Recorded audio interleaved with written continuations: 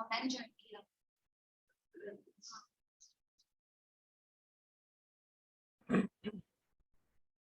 Hello, good morning.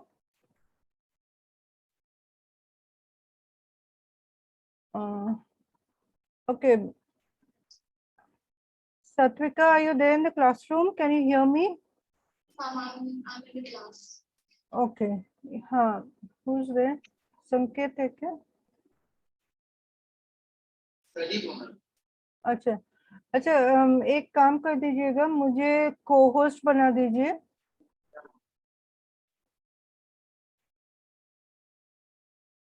और ये उधर साउंड बराबर आ रहा है कि नहीं, ये जरा कंफर्म कर दीजिएगा। ओके।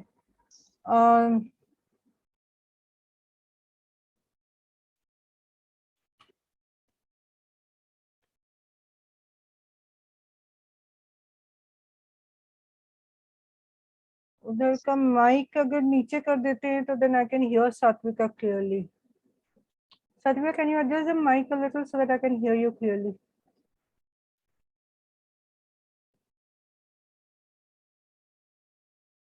संकेत, मुझे को-होस्ट बना दीजिए। हाँ, okay, thank you.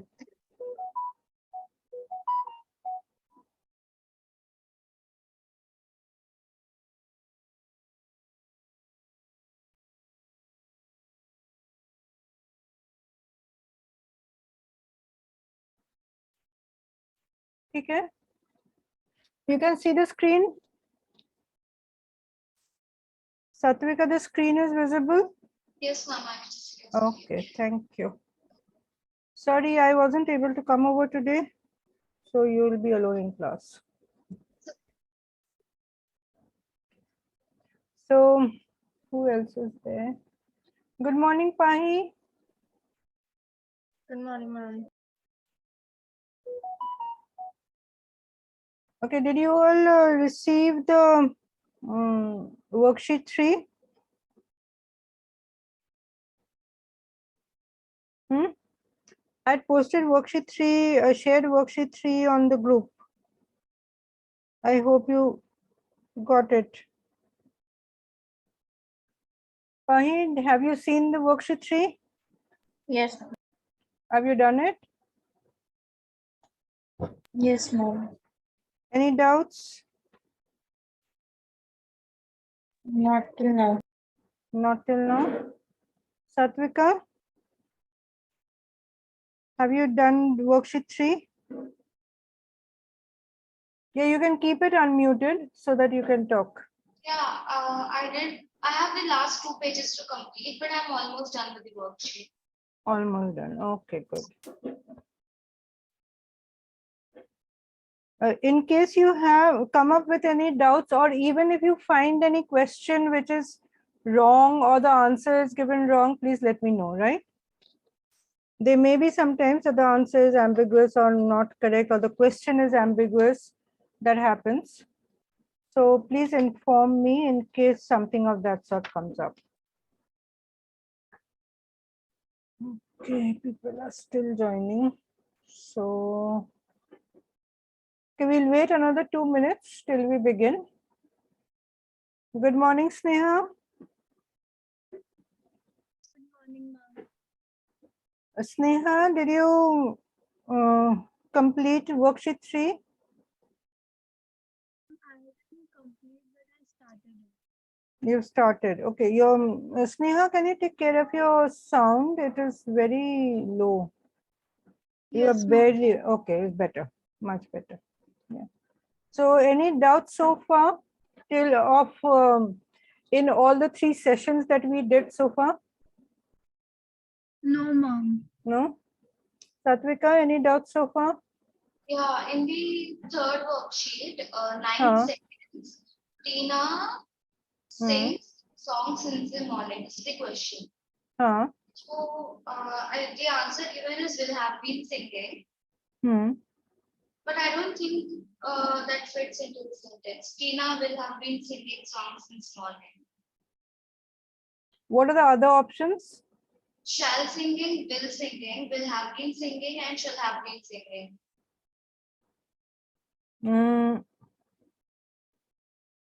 Since morning. Yeah. So will have been singing wouldn't be correct. That will go into the future tense, right? And the other two options also seem wrong. So the only one remaining is shall have been singing. Right? Shall have been singing, will have been singing. Doesn't it mean that at a point, for example, if I say by 12 o'clock, Tina will have been singing songs since morning. That would be right. Now again we come to the concept of something which is definite, is happening, or is like may happen, right? So if it is definite, you will use will. If something that may happen, or so this is it isn't that will sing. So since morning she has, either it would say she has been singing since morning, but that option is not available, right? So instead of will, we would use shall in this case. Got it? Okay. Okay, I don't know if the others are going to join in. So it's already 8 minutes past 10. I think we could begin, right? So now we did a lot of things. What all did we do till now? So yesterday we did all the verbs, indirect speech, direct speech, active voice, passive voice, and earlier we had done the subject verb agreement, etc., right? The pronouns. So the main, these were all concepts of grammar, right? Which will be used in sentence correction, spotting the incorrect sentences or the parts of sentences that are incorrect, right? So now we will move on to a few more concepts which will be related mainly to sentence improvement. Yeah, there are questions which are related purely to grammar, and then there are questions related to sentence structure, where we have the sentence improvement part. Okay, so now the first concept that comes up is the subject modifier placement. Okay, Sneha and Pahi, I think it would be good to have your videos on. Thank you. So I know you are paying attention and we can communicate properly.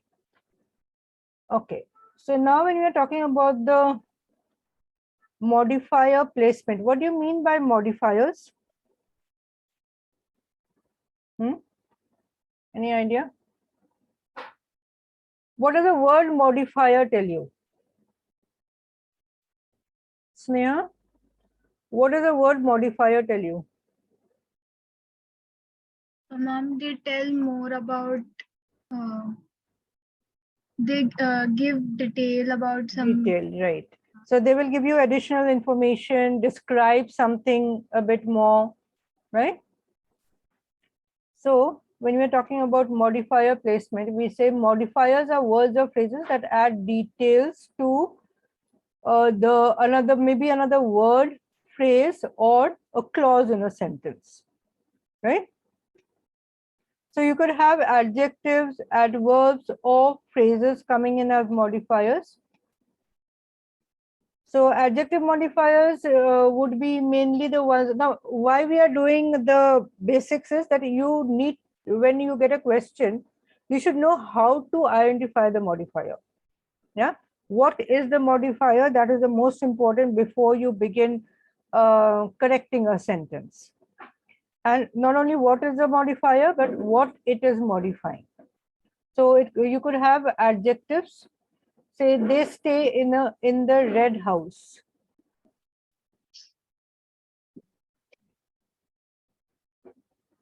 Good morning, Aditya. Morning, ma'am. Can you hear me clearly? Yes, ma'am. Okay, thank you. Okay, so when we say red house, the word red is what?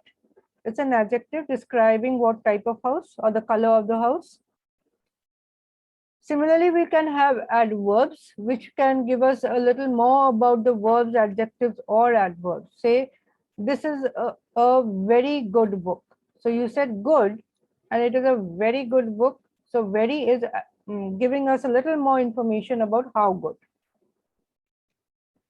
Or the boy ran quickly. The boy ran, that's a verb. How did he run? Quickly. Now, when we talk about modifier phrases, there's when the main action begins. Now, let's look at this sentence. Looking at the clock, he noticed that he was late. So here, what is the modifier? Pahi, what's the modifier in this sentence?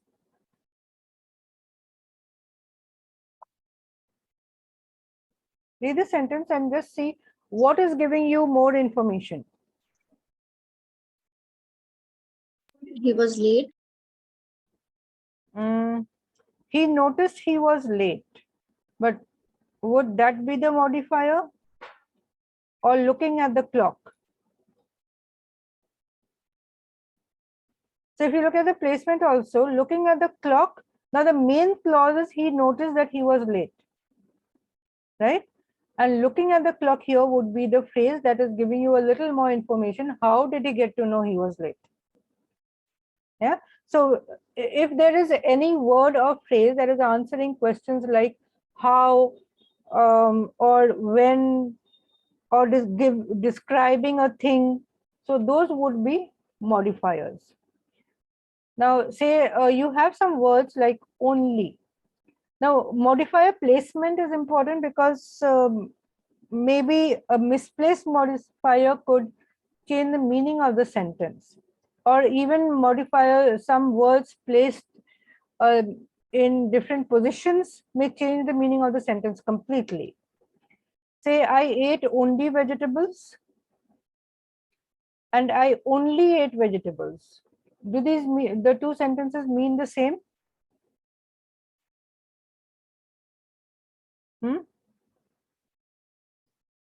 Satvika, you can keep your video on, please. Yeah, let it be on. Thank you. Okay, so I ate only vegetables and I only ate vegetables. What's the difference between the two sentences? Aditya? And the first statement, I ate only vegetables, specifies you are the person is eating only vegetable and not eating anything else. Okay. And I only ate vegetables? Means I didn't do anything apart from eating vegetables. Right, very good. So the first one will tell you that you ate vegetables and not anything else. And the second one is you ate vegetables and did nothing else. Right? So if you see the placement, the words are the same, only the placement of the word only changes the meaning of the sentence. So this is what the modifiers usually do. Placement of a modifier, whether it's a word or phrase, can change the meaning of the sentence. Okay. So what we would be concerned with is misplaced modifiers, that is modifiers which are not placed properly. So we have mainly two types of modifier problems coming in when you would be doing your sentences. The dangling modifiers, now they won't ask you questions like identify which modifiers are dangling or which are misplaced, but you should know what they are and how they function.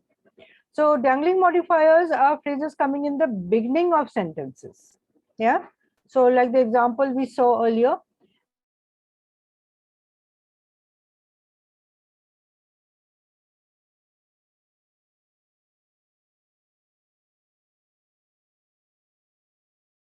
modifiers will be the ones which come in the middle of the sentence. They may or may not be separated by commas, right? or they may come at the end of the sentence. If they are at the end of the sentence, they should preferably be separated by a comma. So when we come to subject modifier placement, the one most important thing that you should remember is a modifier and its subjects must be next to one another. Yeah. So any extra information given should be next to what it is talking about, right? If that doesn't happen, you know there's something wrong in the sentence and it should be corrected.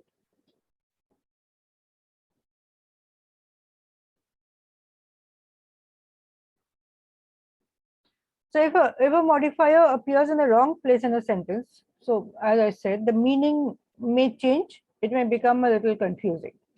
So the rules that you need to follow, you can write this down. First thing, modifiers must be next to what they are modifying. So breaking it down, must always match the subject, right? Now suppose you have two or more nouns coming into the sentence, but we have to figure out what is the modifier talking, which is the subject that the modifier is talking about.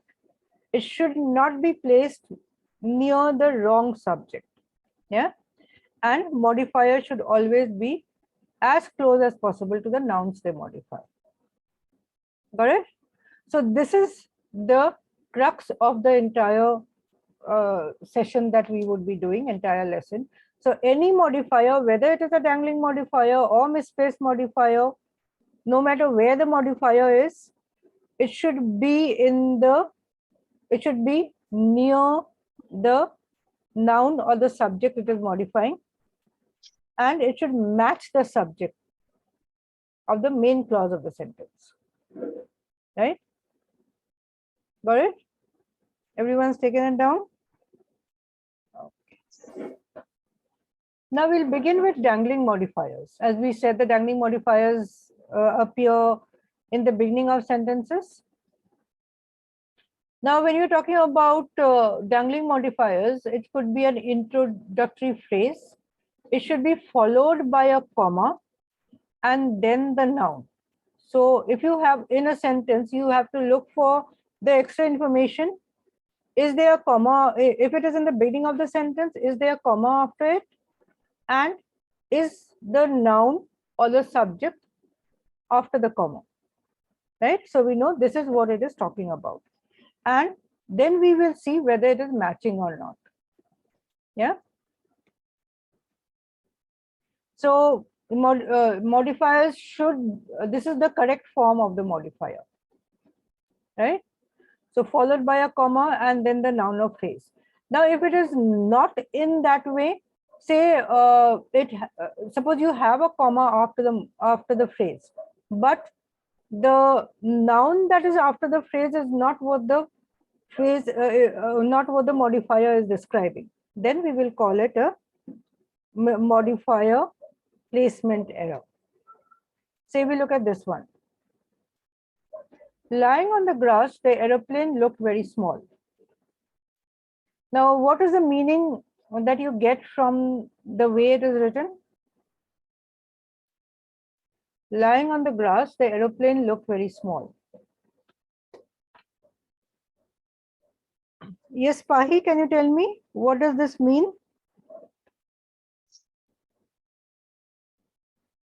When we are lying on the grass and looking up, the airplane looks small. So does this tell you that you are lying on the grass? No. What does this seem to say? The aeroplane is lying on the grass, right? So in this case, what do we have? We have the modifier and we have a comma, that is correct. But the noun next to the modifier is aeroplane. So which gives us the idea that the aeroplane is lying on the grass and it looks very small, right? Now, if we were to say, if we meant to say that we were lying on the grass and the aeroplane in the sky looked small, so this sentence should be corrected, right? So we can say when I was lying on the grass, the aeroplane looked very small. That would be correct. So here, when I was lying on the grass, that makes it clear, and comma, the aeroplane looked very small. Right? Okay. Now, when we are dealing with these type of modifiers, what do we have to see? We have to double check the introductory modifier and the noun that follows. Yeah. And then depending upon what options you are given, you will be choosing the correct option to correct it. So basically what we are doing is we are bringing clarity to the sentence. Yeah. So the meaning of the sentence should be clear.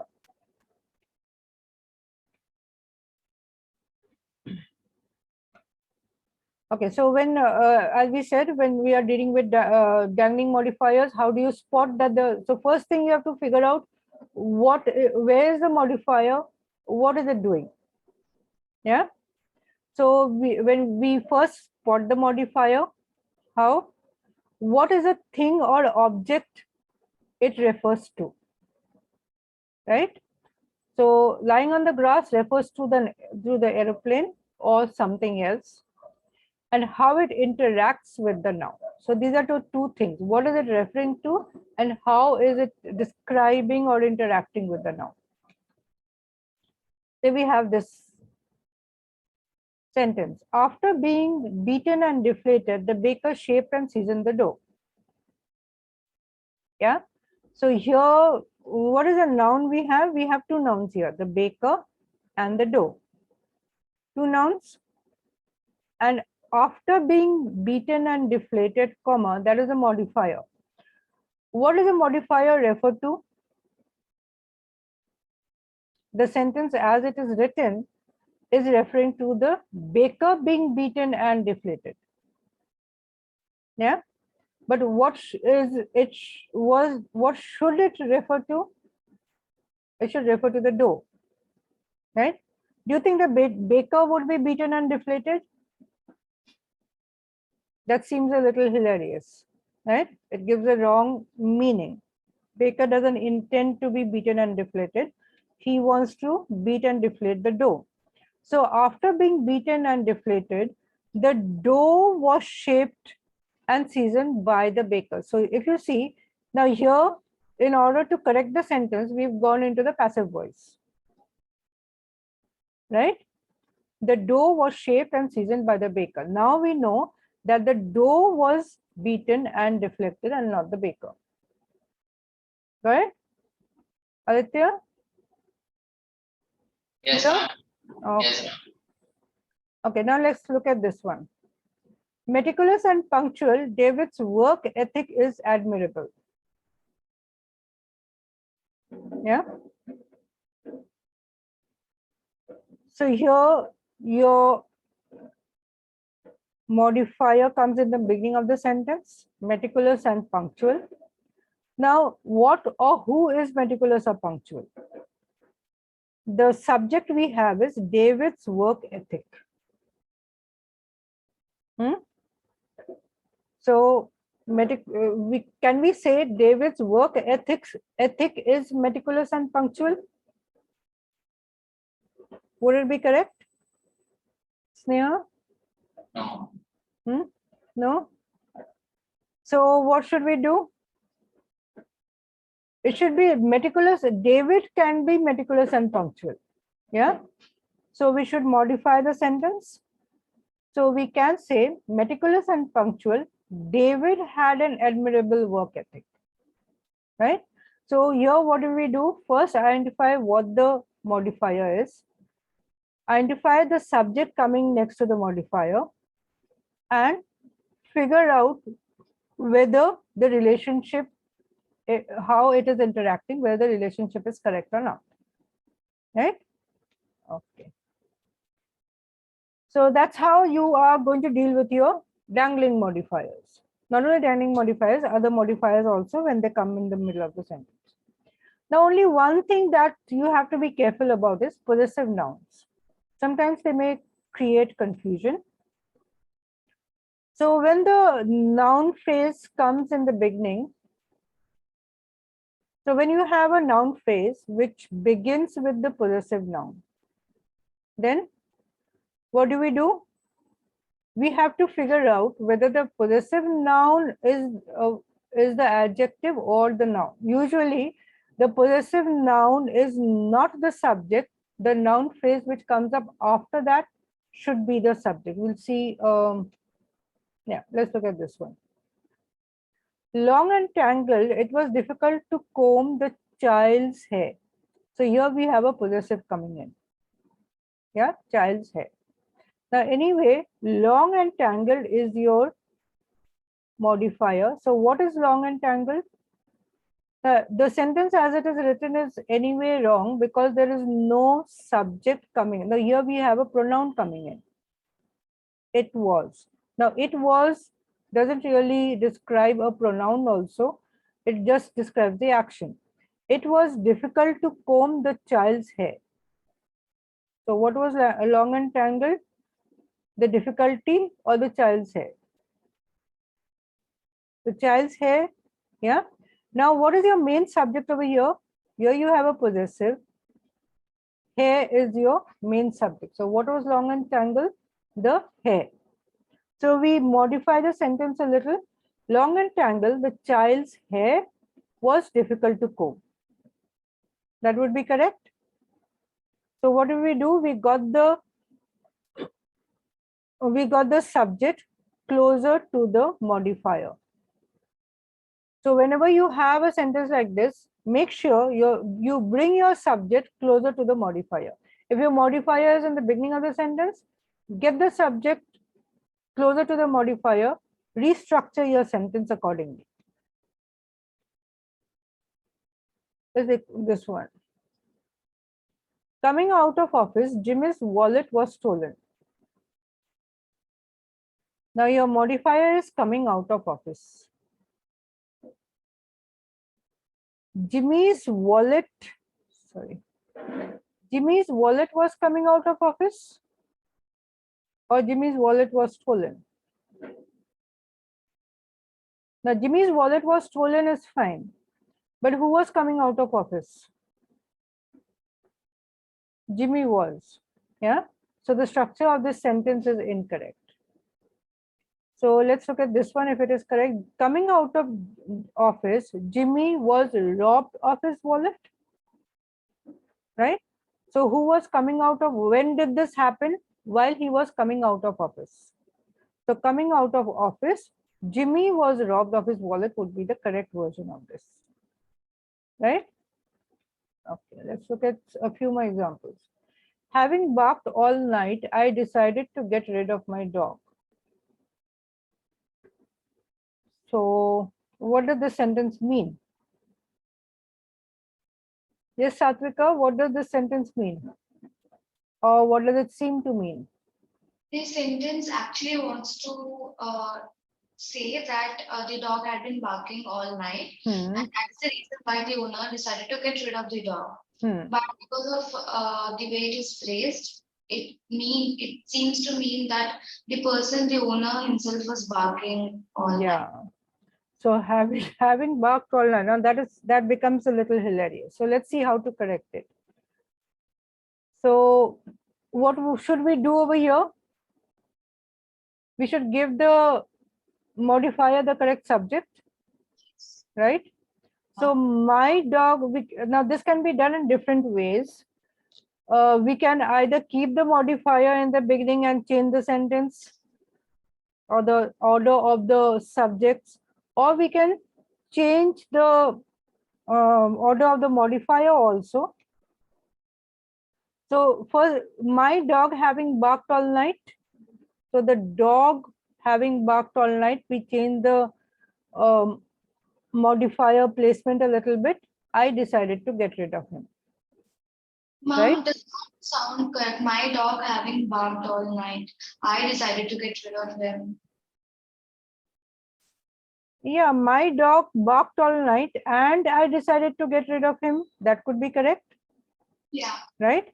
And my dog having barked all night, I decided to get rid of him is grammatically correct. It may not sound correct. If you look at the grammatical things, It is correct. So we have a dependent clause in the beginning, which includes a modifier, and an independent clause after that with a comma in the middle. Grammatically, absolutely correct. It may not sound very good. Now, what about this one? Is it better? Yeah. Because my dog barked all night, I decided to get rid of it. Now, suppose you have these two options given to you. Which one would you choose? The one which is better, that is clear. It may be, now two options may be grammatically correct, but one may give a better and clearer meaning than the other, right? So if both the options are given, you would be choosing number 2, right? Or you may even change the subject of the main clause to match the phrase that was dangling. Having barked all night, my dog now lives at the pound. Now this is adding some more information which was not there in the previous sentences, but this is also correct, right? But if we don't want to change the meaning of the sentence, we would go with number 2. Okay. So what was the strategy we had over here? What you have to remember is you have the modifier, you have a comma after it, and then the thing that is being modified comes in after the comma. So that is the structure of the sentence that you should have, right? So what did we do? We identified the nouns after the comma.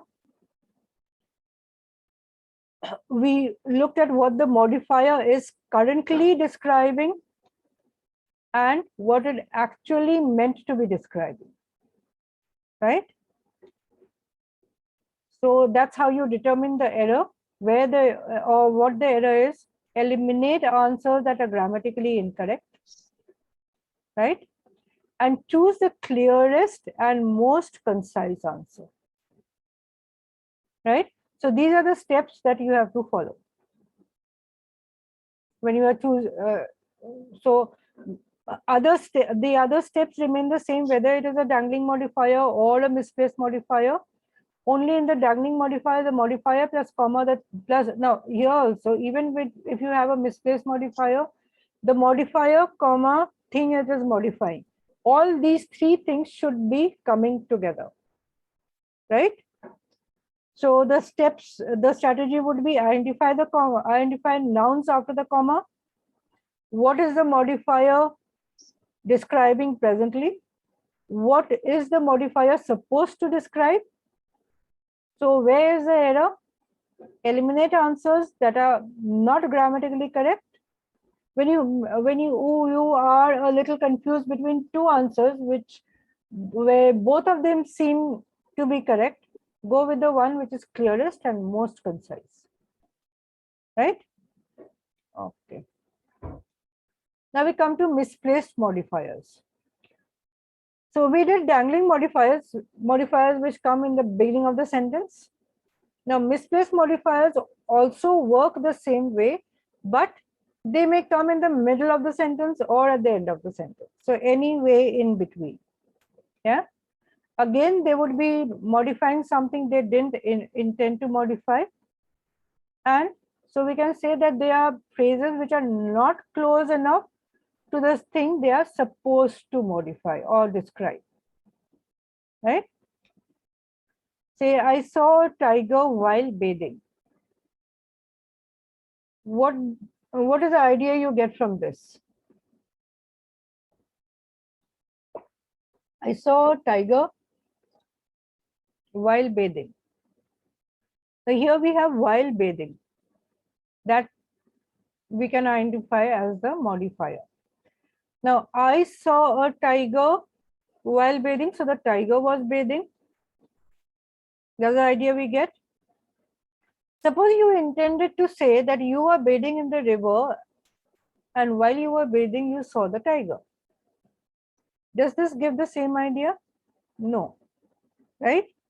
So in that case, your sentence should be while bathing, comma, I saw a tiger. So you will be changing it into a modifier in the beginning of the sentence and your subject is coming right after the comma, and what you saw comes after that, right? Okay. Say this one. I sailed in a ship with a big toolkit. Now, what are the nouns you have? Ship and big toolkit. And I It is the sailed. adjective, right? Yes, Aditya? Big is the adjective, right? Well, I can't hear you clearly. There's some disturbance coming in. Okay, can you say it again? Can you repeat what you said, Aditya? Aditya, I think you have some network problem. Your video is also frozen. Aditya, can you hear me?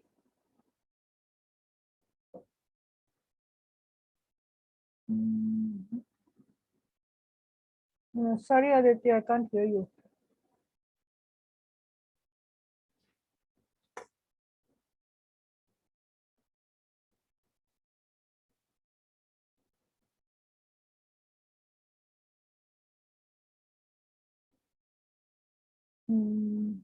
Okay, Aditya will come back. Let's see.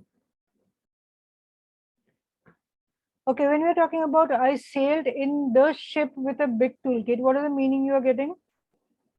That the ship had the toolkit.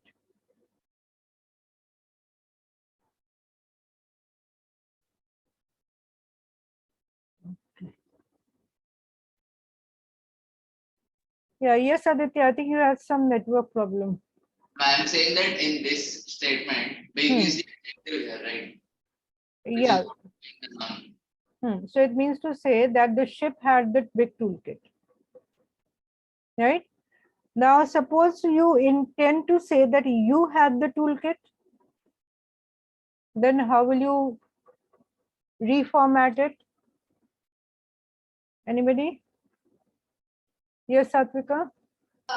Equipped with a big toolkit, I sailed in the ship. With a big toolkit, I sailed in the ship. Yeah, that could be. So here we have with a big toolkit should be placed properly. So I sailed with a big toolkit in the ship would be correct. So when we are fixing misplaced modifiers, what do? Rearrange the words to make sense. Yeah. And again, the modifiers, the same thing, modifiers should appear next to the words they are describing. So to correct it, you either place the modifier before or after the phrase that you intend to modify, right? So you can change the positioning of your modifier. Now let's look at this one. She handed out brownies to the children wrapped in foil. Now here your modifier is wrapped in foil. So wrapped in foil is describing something. What is it describing in this sentence? It ends up describing the children. What is it supposed to describe? It's supposed to describe the brownies, right?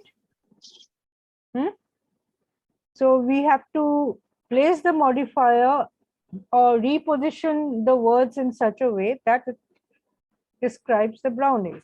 So we reposition the modifier, we bring the modifier closer to the word it's supposed to describe. She handed out brownies wrapped in foil to children. That corrects the sentence. Yeah. So this is where we would be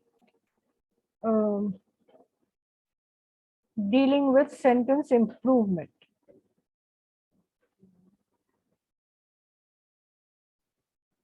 Okay. Let's look at these three sentences. Which one would give you the most concise and clear meaning?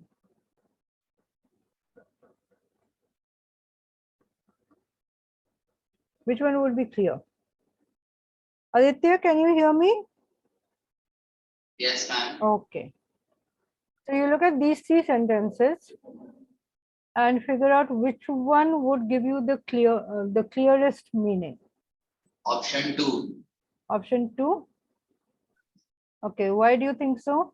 So what is it that we have? Break the sentence up and see what are the parts. Sneha, just break the sentence up. I'll come back to you, Aditya. Wait a minute. Okay, Sneha, break the sentence up. Ma'am, all the sentence. The first one, say. Most So part we get the first we have to figure out what the sentence is supposed to tell us. most participants selected a lunch from the menu that was high in sugar. So now we have something was high in sugar. What was high in sugar? A lunch from the menu. A lunch. What did they selected the lunch from where? From Menu. the menu, right? So what is the first sentence in mean to tell you, or what is it actually telling you? They selected a lunch from the menu that was high in sugar. So what was high in sugar over here? The menu was high in sugar. Yeah. Right? So here the menu is getting connected to the high in sugar. Okay, now we look at the second one. Yes, Aditya, can you explain the second one? Break it up and explain. Most participants selected a lunch that was high in sugar from the menu. So the phrase most participants selected is common to all three, but we focus on a lunch that was high in sugar. Yeah.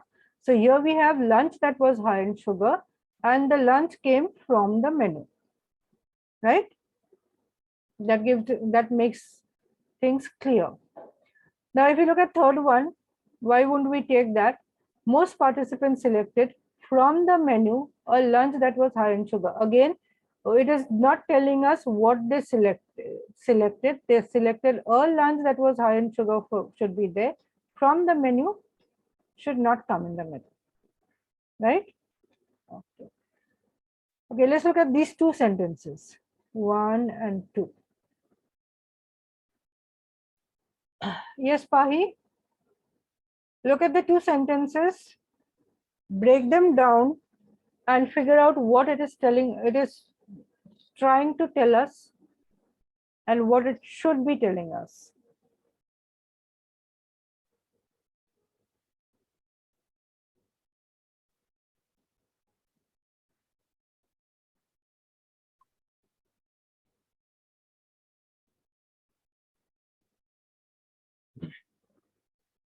So we have the Girl Scouts went wild when they were told, when they were told something that they had raised $1 million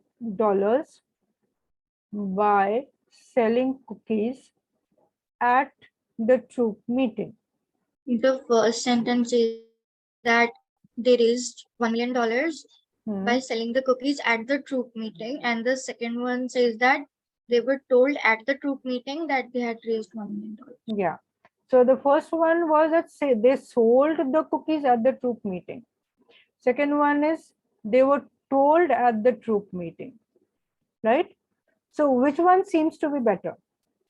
Second one. Second one. So surely they wouldn't have raised $1 million by selling the cookies at the troop meeting. So they had an activity, they sold cookies, they raised $1 million, and they went wild with joy when they were told. That makes sense. Okay. Now we have 3 options here.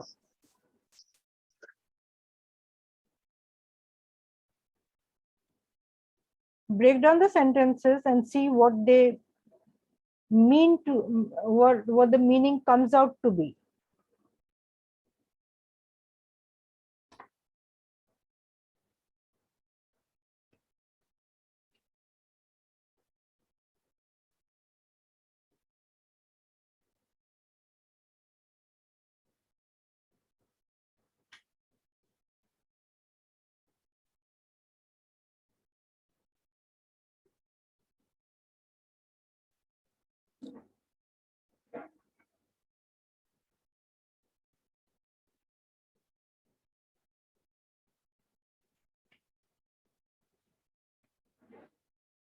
I think it's option 2.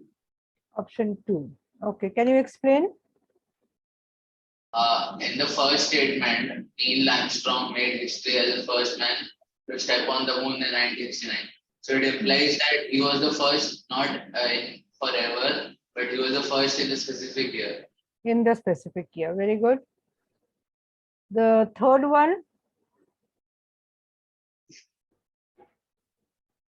In comparison, the second one, the third one seems a little odd. So so here it is a little ambiguous, whether it was only in 1969 or compared to other years. Yeah. Second one is clear about the meaning that it wants to convey. So in 1969, Neil Armstrong made history would be correct, right? Okay, so as we said, the modifier can be placed anywhere in the sentence. Say this one. If you look at these two sentences, running very quickly, Usain Bolt won the race, and Usain Bolt running very quickly won the race. And the first one, modifier is placed in the beginning of the sentence. Second one, the modifier is placed in the middle of the sentence. Are they both correct?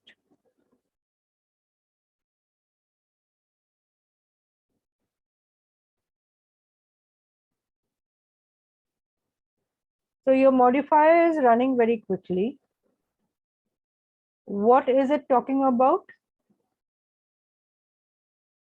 yes, both of them are correct. Yeah. So Usain Bolt ran very quickly. That is our main idea, right? So both of them are correct. Only the placement of the modifier is different. Right? Say we look at the next one. Karan is visiting Japan, the land of the rising sun. So the land of the rising sun is your modifier. What is it describing? It is describing Japan. Right? So here is where the modifier is placed at the end of the sentence. So you have to be able to identify where is the modifier, what is it describing, is it correct or not? Okay.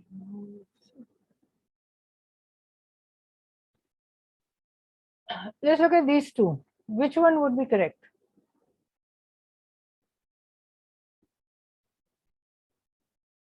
I'm sure her head was not gifted to her. Right. So the second one was she picked up the scarf and tied it around her head, which was gifted, would not be correct. The scarf is gifted. So she picked up the scarf, which was gifted by a friend, and tied it around her head, would be correct. Okay, and these two.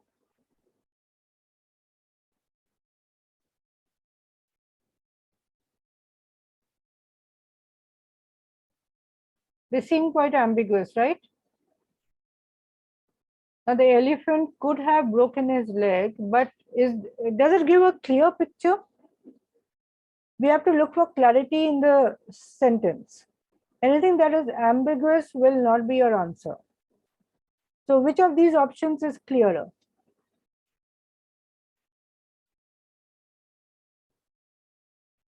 Yes, Sneha, can you tell me? Second one. Second one gives you clarity. So the boy who broke his leg was riding the elephant. So the boy was riding the elephant and he had broken his leg.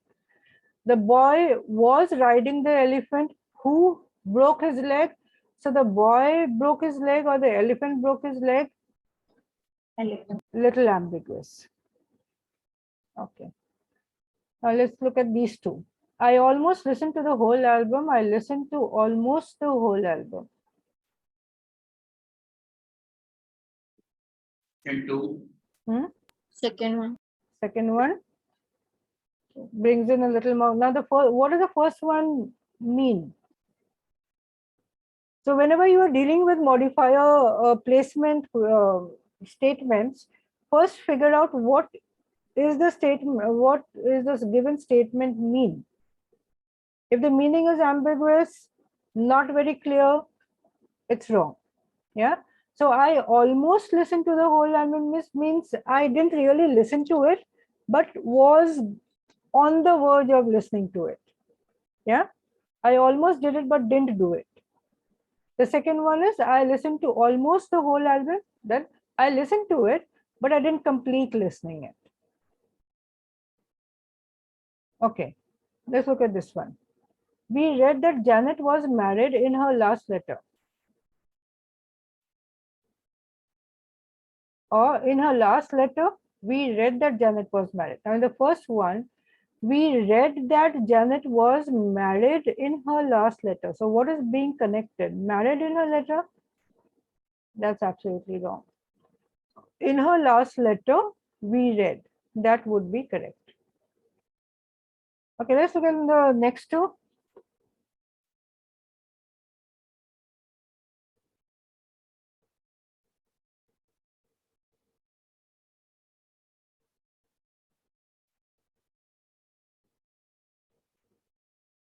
Yes. Yes, Aditya. I think it's option 2. Option 2 brings clarity. Pleased with their conduct. Now, who was pleased with their conduct? She was, right? It was decided by her to honor them is a little ambiguous. So she decided to honor them, brings in clarity, and it's concise also. So when you are dealing with these sentences, you also have to see whether it is concise or not. Okay, so that was about modifiers. Clear how to deal with modifiers? You won't make a mistake, won't get confused, right? Okay. So another concept that comes in with sentence structure is parallel structure. So when we talk about parallel structure, it means all the words or the phrases in the sentence should be in the same grammatical structure or should be in the same pattern. Yeah. So there should be a specific pattern in the entire sentence. So maybe it could be a pattern of ideas in the similar form or the same grammatical form, right? So if you are usually when you have a list of things coming into a sentence, all the words in the list should be in the same form. If you're talking about nouns, they should all be nouns. If you're talking about verb, all of them should be in the verb form. If there are some in the noun form, some in the gerund form, it will be wrong. Either all noun or all gerund, right? And so when we have and also when we have clauses coming in, so there's where when you're talking about parallel structure, usually you will look at the structure of the sentence with commas coming in between.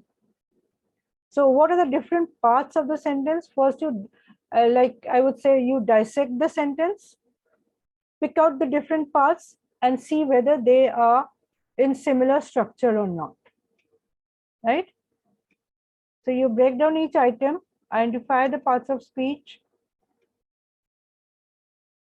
and see all the items in the list are in the same form. Now, when we talk about phrases coming in, that is in a sentence, we have two parts of a sentence. So what do you look at? You look at the conjunction in the middle. Usually you'll have a comma and conjunction or only conjunction. So the part before the conjunction, the part after the conjunction, compare the two and see whether the structure of both the parts is the same or not, right? So again, you break it down, compare the construction and see whether they match as closely as possible or not, right? Okay. So how will you, when you break down, what do you see? You look at the preposition or a word pair. Now, the first part of the one coming before the preposition, the one coming after the preposition should be similar.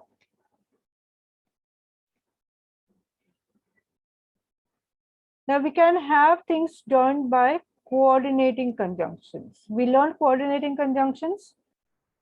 Yeah, can you give me an example of coordinating conjunctions? Anybody? Fahi? Can you give me an example of coordinating conjunctions? Fanboys. Yeah, the fanboy words. Those are coordinating conjunctions. So when you see a coordinating, say, if you look at this one, I am allergic to dog's hair and how it smells. Now this is your conjunction. You look at the first part of the sentence and the second part of the sentence. So this is your first part. This is your second part. Now what do we? I am allergic to what? The dog's hair. Yeah, and how it smells. Does the structure match? Here we have a possessive form, possessive and a noun. Yeah, so the second part would be better written as in the same structure, possessive and noun. So we can say its smell instead of how it smells, right?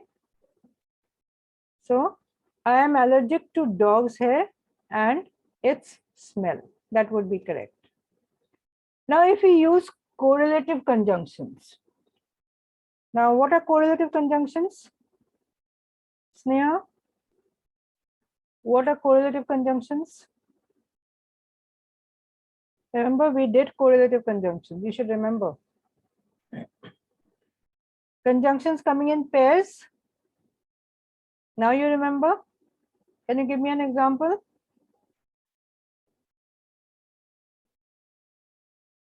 Ma'am, the neither nor ones. Yeah.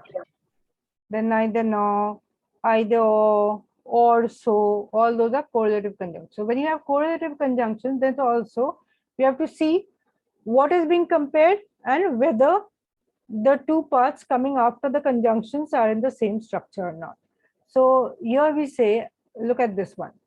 Either you must play with him or he will go to sleep. So here we have either or. So you must play with him, he will go to sleep. Now, as we look at the meaning, it may seem correct, but when we are correcting the structure of the sentence, what are we looking at? The first part is you must play with him. Second part is he will go to sleep. So here we are saying what you must do. Here also it should be something of that sort. So let's see if we have some options. So you must either play with him or let him sleep. So you must do what? You must either play with him, let him sleep. Now you get the same form. Yeah, you have a verb and then you have the phrase coming in, what you should do to him, right? So now one good thing is that you don't have to give the answer in your exam. You have options. You just have to select the one which is correct. Now you must play with him or he will go to sleep. Would that be correct? So here we don't have correlative. We just have one word. Yeah, that would be correct. If you remove either and say you must play with him, otherwise what will happen? Right? So both these would be correct.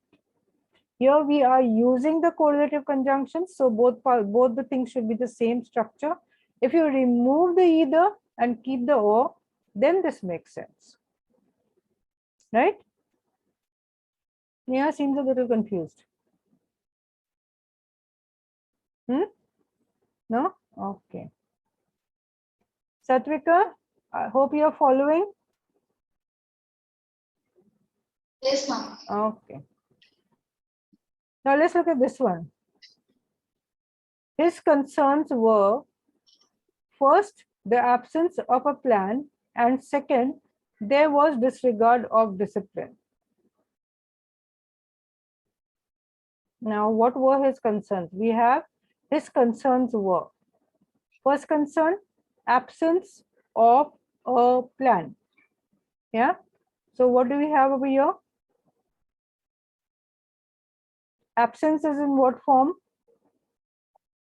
Noun, right? We have a conjunction or preposition, an article, and a noun or the subject. There was disrespect of discipline.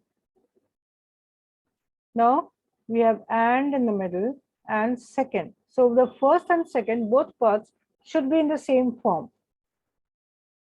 Yeah. Satvika, can you tell me how you would get it into the same form? We have disregard of discipline. His concerns were first the absence.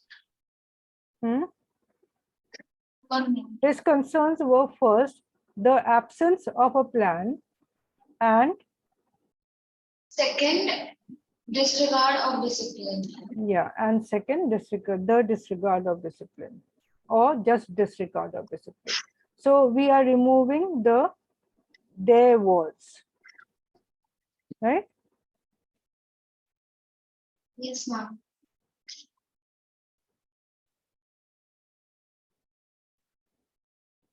Okay, now you're okay. 1 minute. In the second one, now if you look at these two options, which one is better? First, the second one says his concerns were first, there was no plan. Second, disregard for discipline. Now that also becomes wrong. Yeah. Again, we are creating an error. There was no plan. Now, if we said first, there was no plan, and second, there was disregard of discipline, it would be correct. But here, there was no plan and second disregard of discipline would again be incorrect. It should be in the same structure. So first, absence of a plan, second, disregard of discipline is concise and correct. And suppose we had his concerns were first, there was no plan. Second, there was disregard of discipline. Yeah. So here, if we said there was disregard of discipline. Now, between the second and the third, which one would you choose? Both are given to you. Third. You would choose third. Why? More concise. It's more concise, right?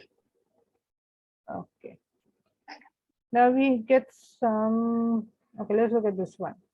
The class valued respect, honesty, and being on time in a teacher. So we have a list of adjectives. No, what do we have over here? We have nouns, right? Qualities, respect, honesty, being, and we have and. So because it's a list now, some rules for the list are that in the items in the list, say A, comma, B, comma, and the third one, right?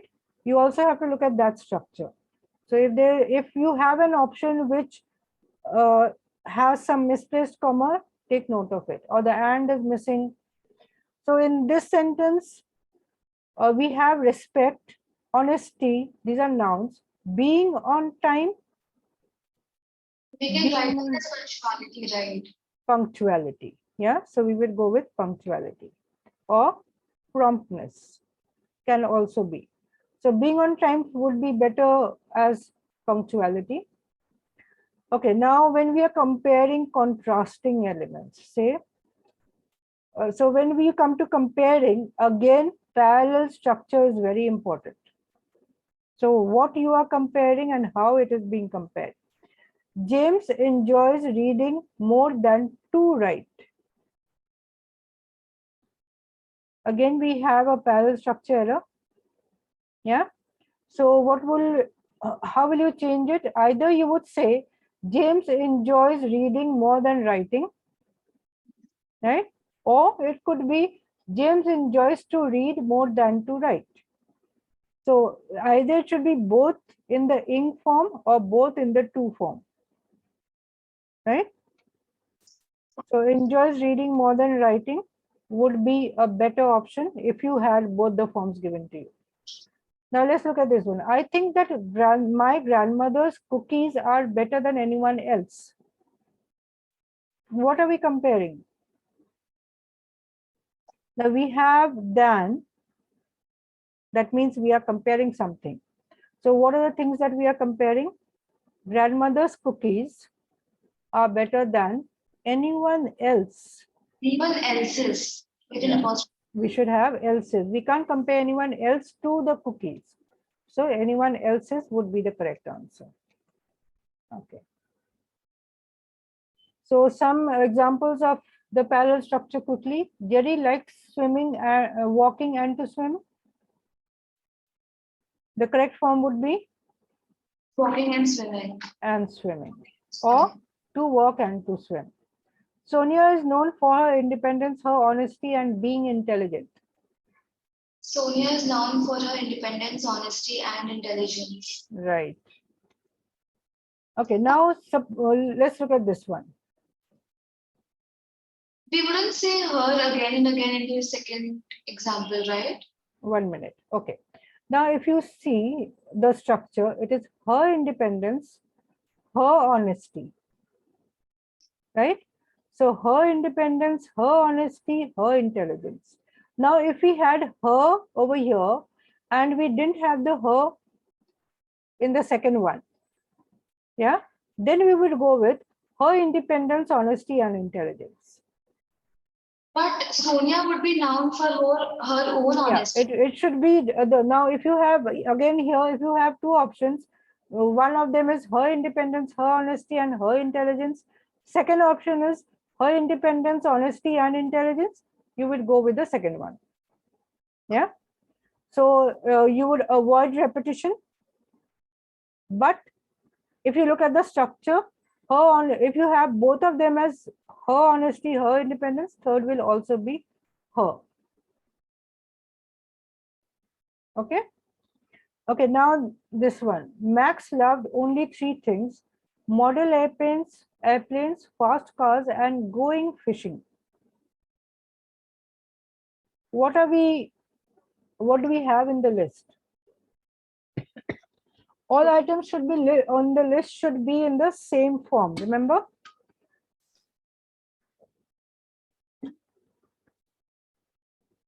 So what do we have here? Max loved three things, colon, you have a list coming up. Model airplanes, fast cars. What are these? These are items. Yeah. This is a thing. What does he like? This is also a thing. Going fishing is an activity. Right? So if we have two things and an activity, would we keep it in the same list? No. No, right? We can't have different types of things or something which doesn't belong to the same group in the same list. So now what do we do? Max loved only three things: model airplanes, fast cars, and fishing. Now again, fishing would be what? Fishing will become a thing then, right? If we remove going and we take as an fishing is still an activity. Okay. Max loved only three things: flying model airplanes, driving fast cars, and going fishing. Then the same error remains. We turn everything into an activity. Okay, you are saying flying model planes, driving fast cars, and going fishing. Yeah, that would be correct. Or if now suppose you don't have that option, then what would you do? You will separate this into a separate sentence. Yeah. So what you can do is, Max loved model airplanes and cars. He also loved to go fishing.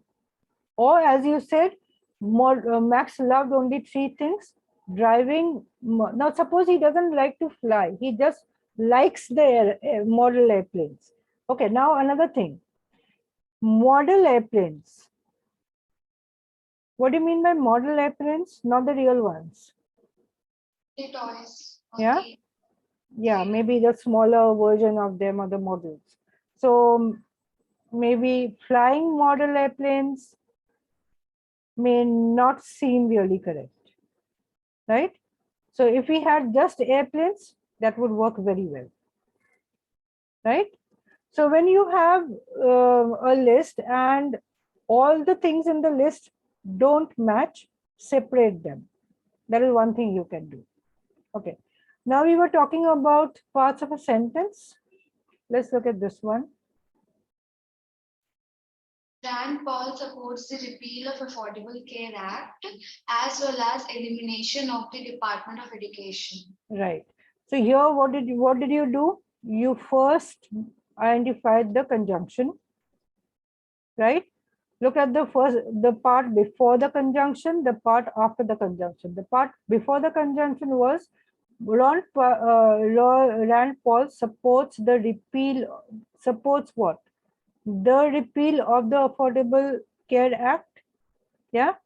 So this is the repeal of would be in the noun form, preposition, and again noun. So here, and that the Department of Education should be eliminated. Here we have the verb coming in. We change it into the noun preposition, noun form. So we have Rand Paul supports the repeal of the Affordable Care Act as well as the elimination of the Department of Education. Okay, now let's look at this one. John wanted to buy a new car partly because of his need to have a reliable vehicle, but mostly because of his great desire to look cool. Is this sentence correct? No. No? Because John wanted to buy a new car partly because partly to have a reliable vehicle. No, let me think. Now, what is the, now here we have the part which is joining, mostly because, or but mostly, yeah? Here we have a because, here we have a because. Now we look at the first part, we need to change any one of the parts to match the other part, right? So suppose we keep the first part and change the second part. So we first analyze his need to have a reliable vehicle, yeah? And because of his greatly desiring to look cool. Yeah. So John wanted to buy a new car partly because of to have a reliable vehicle, but mostly suppose we keep because of. We have because of on both sides. So we keep because of and look at the rest of it. okay, but mostly to look cool. We'll have the first part the same, but second we'll change it to but mostly to look cool. What about this desiring? That's all. Let's just make it concise if we're thinking to change it into a correct form, right? Okay. So yeah, if you want to make it concise, you can say partly because of the need to have a reliable vehicle, and mostly because. But mostly to look cool. Mostly to look cool. Now suppose we want the desire coming in. To fulfill his desire of looking cool. Then looking cool will not be in the same form. Now, so we can say maybe we could change it to because of his desire to look cool. Yeah. Yeah. So we can change it into the need to, desire to. Yeah, that could work. But it would. Well, is it okay to use because in two parts of the sentence? It's okay if you don't have an option. We are looking at options, but when you are writing, you can remove the because, and so now here you say, see, partly because and but mostly because. So mostly because and partly because match. Yeah. So here we are talking about partly because, here the other part we are talking about mostly because. So even if we don't eliminate that, it remains because it's giving you two different situations, right? So we can say mostly because of his desire to look cool. Yeah. Yes, Aditya, are you having a network problem again? Aditya, can you hear me?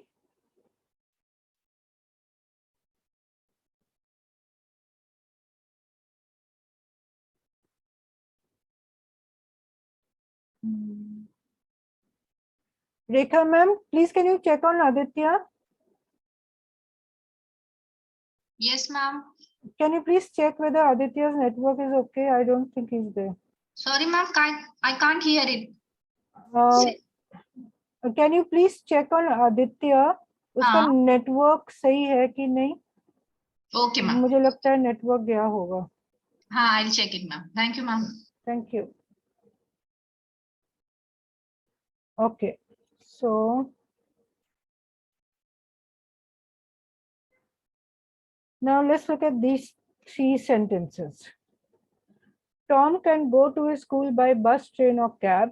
Tom can go to his school by bus, train, or by cab. Tom can go to his school by bus, by train, or by cab. Which one of these would you choose? The first option. First option? No.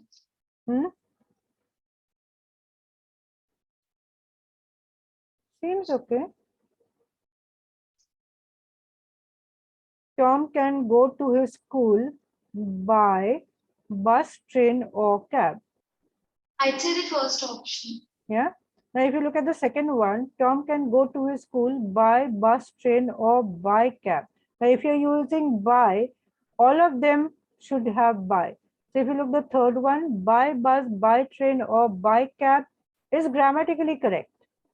But the first one is concise, right? So, you would go with the first one.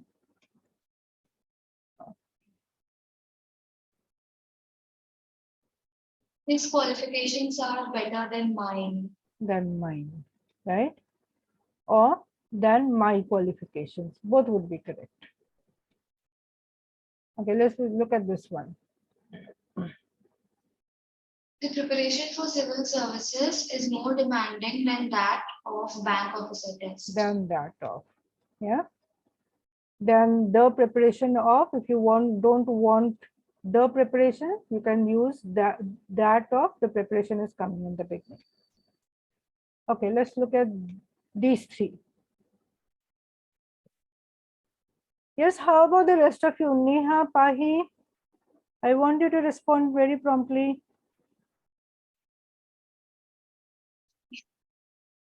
Okay, Sneha, come in. Yes, ma'am. So out of these three, which one would you go with?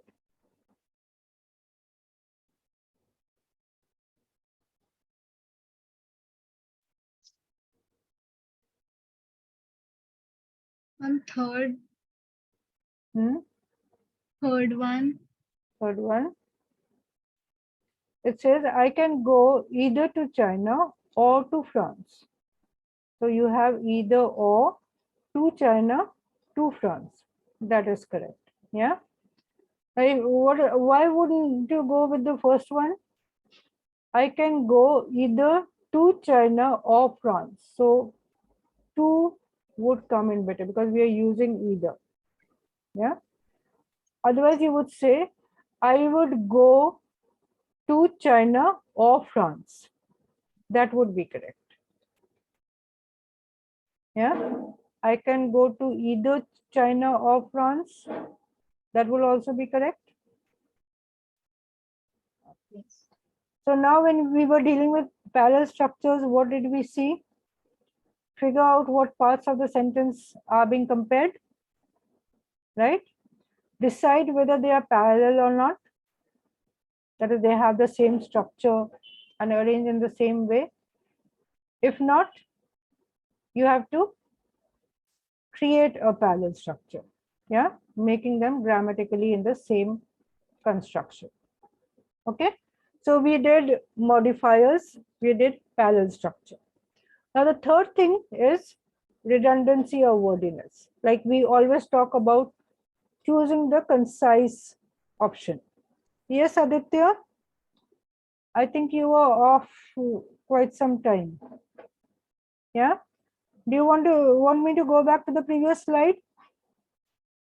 No, ma'am, it's fine. It's fine. So we just did a few examples of parallel structure. That's it. Yeah. Okay. Now coming to redundancy or wordiness. What do we mean by wordiness? Repetition of words or ideas which are not required in the sentence, right? So repetition of the word of, by, we came across. Yeah. Say, and sometimes we so those were words which can be removed from the sentence and still mean the same. So now sometimes we have pairs of words which may mean the same but need not occur together, right? So that's what we are going to do. So let's look at this one. We will succeed only if we cooperate together. Cooperate means working together. Do we need the together after it? No, right? In the case of this legislation, it had a negative effect on the party's popularity. What's wrong here?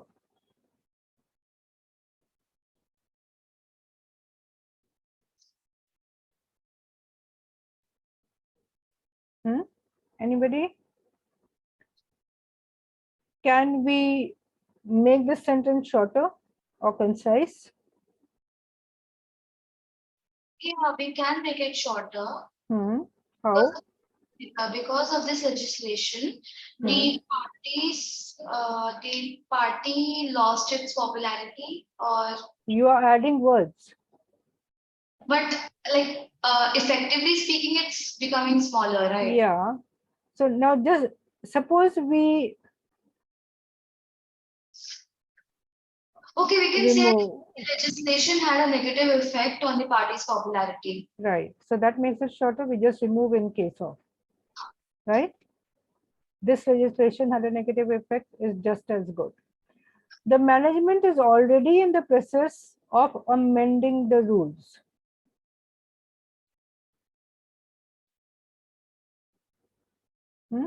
So if we think of it grammatically, is this concise?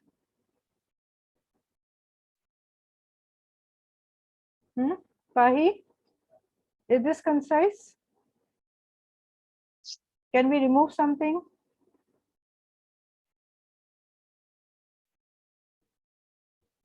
If you look at this part.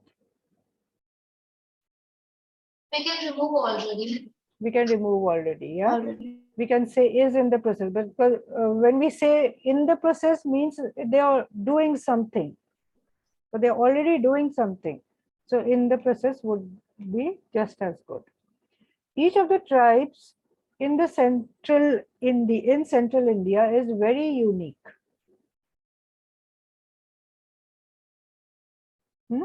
So each of the tribes in central India, we are talking about each of the tribes, is very unique. We can remove very. We can remove very, because unique means it is very different, right? Okay. Now let's have a look at some words which are usually used together, but are wrong. Foreign imports. Imports means coming from a foreign country. We will not use foreign. Bald-headed. The words usually come together. Bald-headed eagle or bald-headed person. Now, when you say bald, we usually we mean to say head. So we can remove the headed. The person is bald-headed. We would rather just say the person is bald. right? Drop down. Drop means going down. Do we need another down? No. End result. Result means something coming at the end. End result, end not required. Few in number. Few means we are talking about the number. Few in number is not required, right? Follow after. You just take note of these, because when you get your questions, you should know, okay, these are the words that are usually tested, the word pairs. Follow after. After is not required. General public. Public means people in general. We don't require general. Hurry up. It's usually used together as an idiomatic expression, but just hurry will do as well when we are talking about concise. Chase after. What do you mean by chase? Going after somebody. So do we need the after? No. But yet. Now, but yet should never come together. Right? Either but or yet. Any one of them. Collaborate together. Collaborate means working together. You don't need the together. Each and every. Either you use each or you use every. You don't need both of them. Current status quo. What does status quo mean? Anyone? Yes, Aditya. The current situation, right? So we don't need current. Continue on. Continue means to keep working on something. On is not required. Blatantly obvious. Something, if you say obvious, it means it is not clear. Yeah, you don't require blatantly as such. Though when you go into something like a hyper idea or something, then we use blatantly, but grammatically we don't need to. When you're talking about making the sentence concise. Adequate enough? Sneha? Enough means advocate. Yeah, so we don't need enough. Adequate will do. Burning fire. The burning fire, you hear people using it that way. Fire is already burning, we don't need burning. Blend together. Blend means everything coming together. We don't need the together, right? Actual fact. Fact means something that is actually happening. We don't need actual. Browse through. We use it all the time, right? Browse through the internet. Browse through the website. When you're saying browse means going through. We don't need through along coming with browse. Yeah. Join together. What's wrong in this? Pahi? Anything wrong in join together? Join means joining something, two things together. Yeah. So just join. Little baby. We're talking about baby. We are saying little baby. Baby means a little girl or a little boy. We don't need the little. Right? So there are lots of words which we can say are redundant phrases. We don't need to use those words together. Say false pretense. Pretense means something false. First and foremost, we seem to be reiterating that it is coming first, right? So either we say first or we say foremost. We don't use them together. Free gift. Yeah, free gift, that is very commonly used. A gift is free, then why should we get free again? Black darkness. Darkness is already black. Why do we need black? Merge together. like we had this one, join together. Merge means coming together. We don't need together, right? Revert back is very commonly used. I will revert back to you, right? Revert means I will get back to you. You don't need back. I will revert to you. Yeah. Okay, free gift we already did. 12 midnight. Either you say 12 o'clock or you say midnight. Yeah. So 12 means midnight. You can use any one of them. At the present moment. When you say moment, at the moment, it means something happening now. You don't need present. Due to the fact that.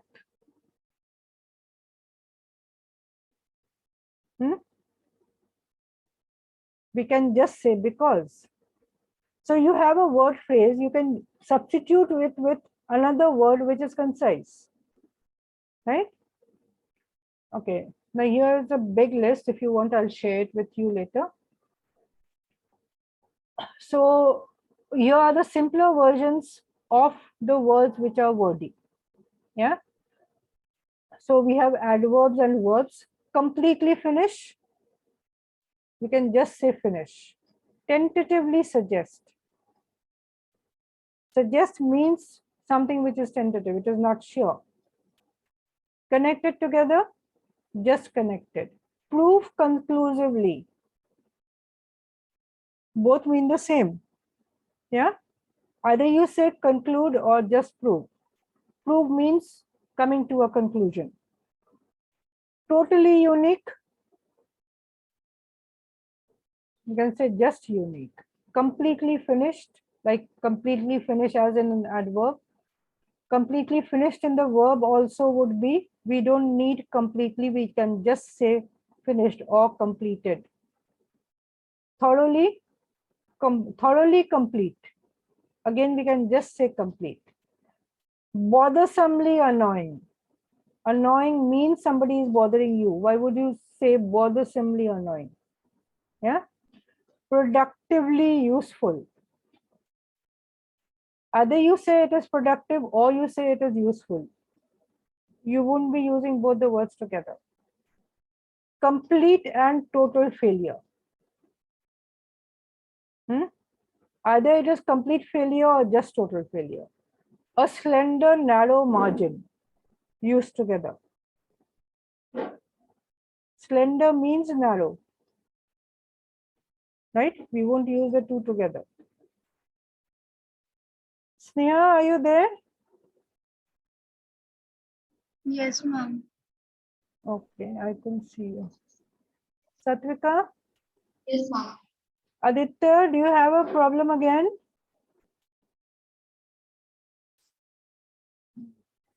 Aditya is having quite a bit of problem. Anyway, we'll continue. Okay, now completely and totally fail. Like we said, completely finish. We can just say fail. We don't need to say completely, totally, two repetitive words. Carefully and methodically working. Either you can say just working or carefully working or methodical. Yeah, any of them would be fine. Transportation vehicle. A vehicle is used for transportation. So why transportation vehicle? Yeah, just vehicle would be tactful diplomacy. Diplomacy means being tactful. Successful victory. The team had a successful victory. Either you say the team was successful or the team had a victory. Yeah, you can't use the both of them together. 24-hour day.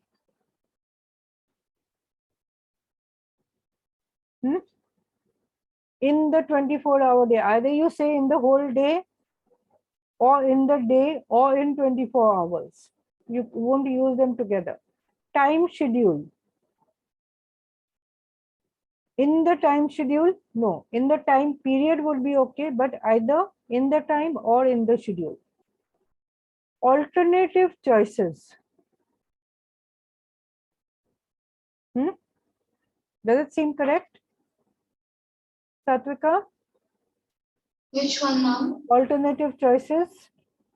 No, because They both mean the same. Either you say alternatives or choices. Component part. When you go to say a service station, component part nahi hai. So component and part both mean the same. Either you use component or you use part. So parts and components, same thing. Either you say parts or components. Means and methods both mean the same. Ways and means, again, both mean the same. Use and implementation amounts to the same thing. Yeah. Source. use and implementation can have different connotations, right? Yeah, if you're talking about one thing, say the use and implementation of the process. So you would either say use of the process or implementation of the process. So you can't use both the words in the same context. Yeah, the context may be different. Use may be used in a different context. Implementation would come in a different context. But when you are looking at the same context, they won't come in together. Yeah, source and origin mean the same. They won't come in together. Yeah, I think you people are getting bored. But yes, this is important because we usually overlook these words coming together. Behave and conduct oneself, or behavior and conduct. They mean the same. Scheming and planning in the same context. Either you are scheming or you are planning. You are not doing both of them in the same context. Yeah. Scheming would be a little like you are planning something not so good, and planning would come in every way. Discusses and explains. The teacher discusses and explains the problem. Mean the same thing. You can either say discusses the problem or explains the problem. But Right? discussion means a two-way thing, right? You are discussing a topic with someone. Yeah. So, but we won't say both of them come together in the same context. Yeah, we can use them in different contexts. The teacher discusses with the students and explains the problem. That would be correct. You won't say that the teacher discusses and explains. Right? So these are words which come in together. Yeah, they come in together, and these are big mistakes. Okay. Now we have some cases like this sentence. There is a famous author who lives on my block. We can remove there is. Not required. Right? So whenever you come across there is, there are, or it is, these sort of expressions, there are many people who play scramble online. Grammatically incorrect. Many people play scramble online would be just as good. There are some animals that thrive in the Arctic temperatures. We don't need there. Yeah, it is the same way. It is rarely the case that people refuse to help. Quite a redundant sentence. People rarely refuse to help would be concise and better. It is a fact that most of us like to be praised. Again, redundant. Okay. Just a minute.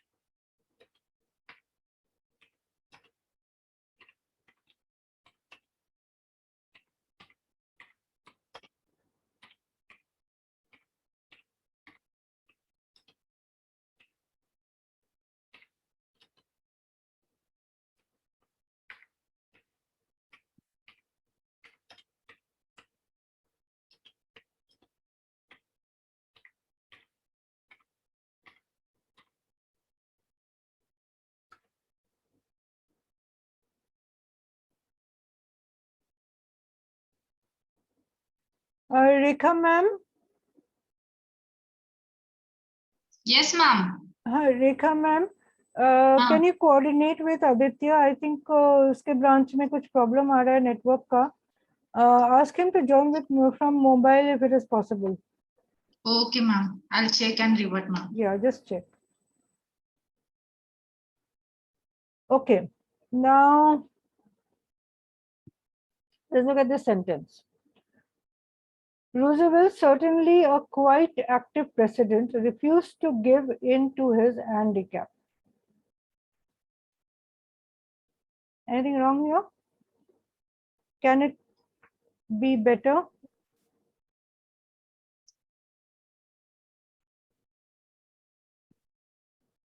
Okay, Aditya, Yes, ma'am. are you having a major problem with your network? I think so. Yeah. Okay, if you have a problem, I think you can join with your mobile if you want to. I think it will take the same network speed because both are on Wi-Fi.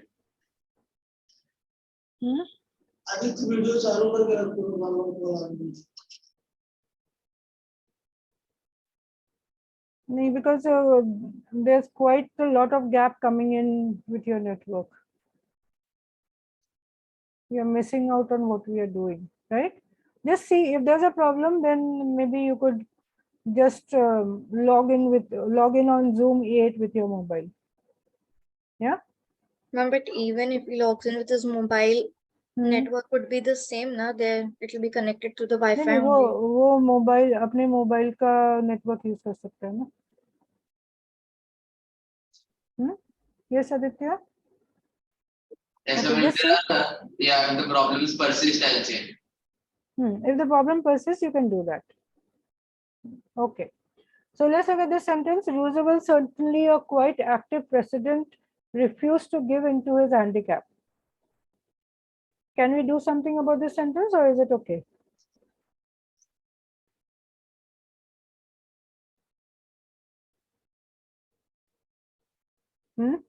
We have a portion in bold. Now this is what, now if you look at this is a modifier. It is describing how Roosevelt is. Roosevelt refused to give in to handicap. Now another thing in the modifiers is that if you remove the modifier from the sentence, the rest of the sentence should still be a complete sentence and make complete sense. Yeah. So now Roosevelt, certainly a quite active president. Quite active, certainly. What can we do with this?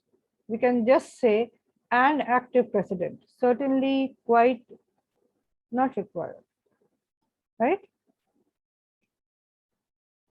She positively expects to win this election. Either you would say she is certain of winning this election, or we can just remove positively over here, right? The results were very surprising. Very. Very, we can remove very. Yeah, you people are getting quite good at this. Okay, now among these, you just have to tell me which one is concise and not concise. Yeah, so identify the correct sentence. We have 3 sentences given to us. Now here you could have different types of errors. There could be modifier errors, there could be parallel construction. B option. Option B, C or B? B. B. Okay. So what does A say? The preschool children was the pelicans holding hands. The pelicans were holding hands. Yeah. Preschool children were holding hands and watching the pelicans. Holding hands, the pelicans walked around the preschool children. That doesn't make sense. So the only one that makes sense is B. Okay, let's look at this one.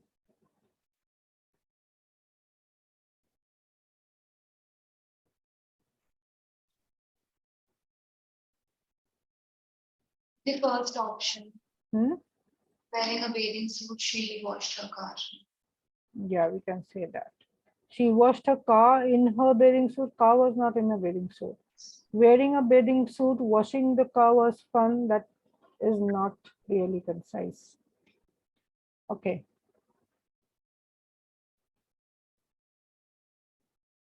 Pahi? The second option. Second option. Karen returned the fruit to the store that was spoiled. The store was not spoiled. The fruit returned the spoiled fruit to the store. Okay. Number 4.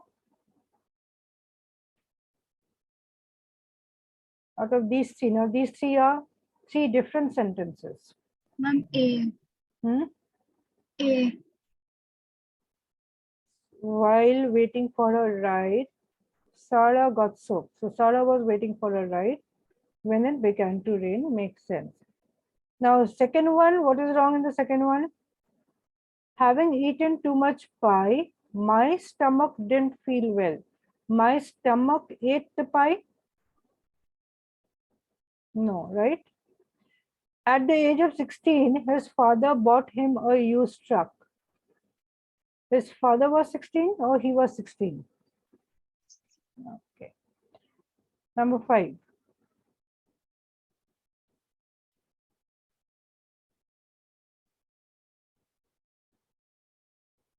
Second one. They went to class in their uniforms is correct. Okay, let's look at this. Though very tired, a nap wouldn't have helped. Though tired, a nap wouldn't have helped. They went to class in their uniforms. The class was in their uniforms or they were in their uniforms? Is it ambiguous or is it clear? It's ambiguous. It's ambiguous. So we won't go with B, wouldn't be correct. The dog was chasing the ball with a spiked collar. Again, ambiguous. Dog was in the spiked collar, ball in the spiked collar. Right?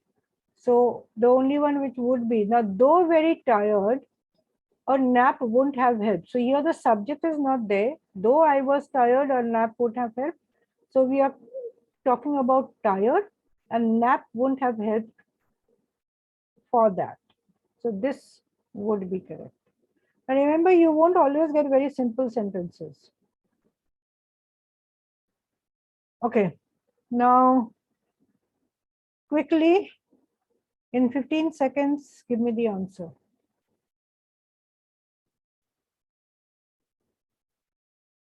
Quickly eliminate the ones which you think are not correct.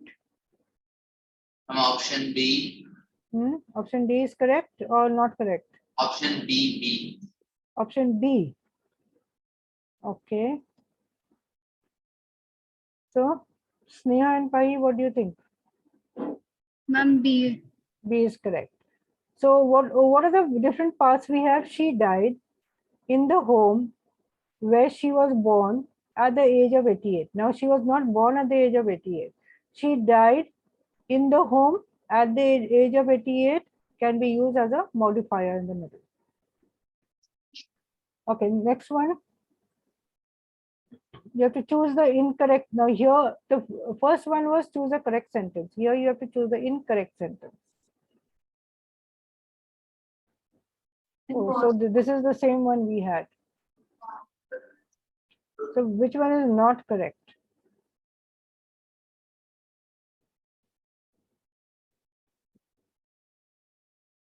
First one. First one, right? First one is not correct. Okay, here again you have to choose the incorrect one.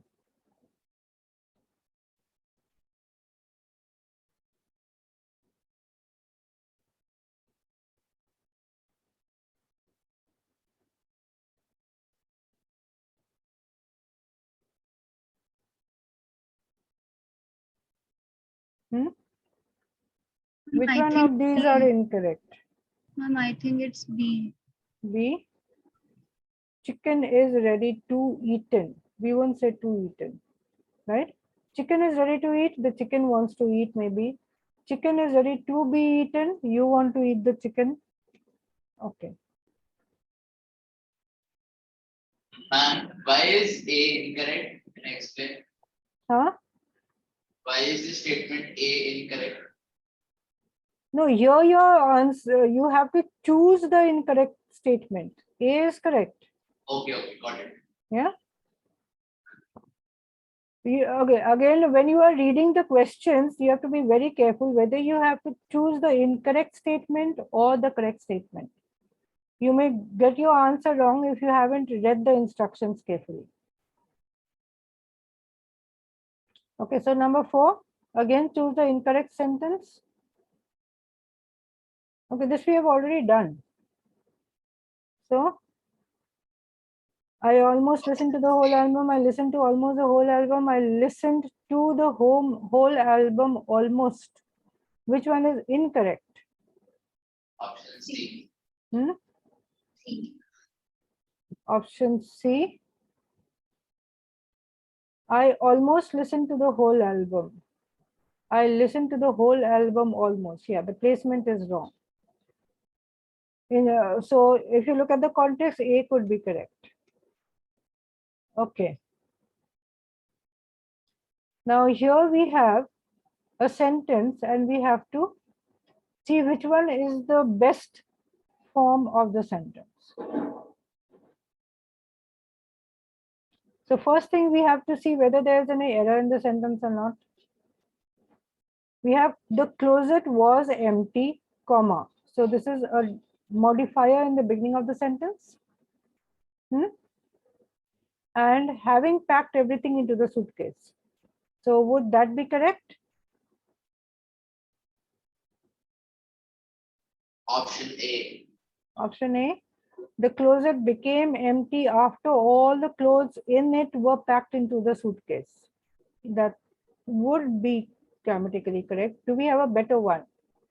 The closet was empty after it had packed. The closet hadn't packed, right? To become empty, the closet packed everything. That is also incorrect. So the only one which is or seems to be correct is A, but is it appropriate?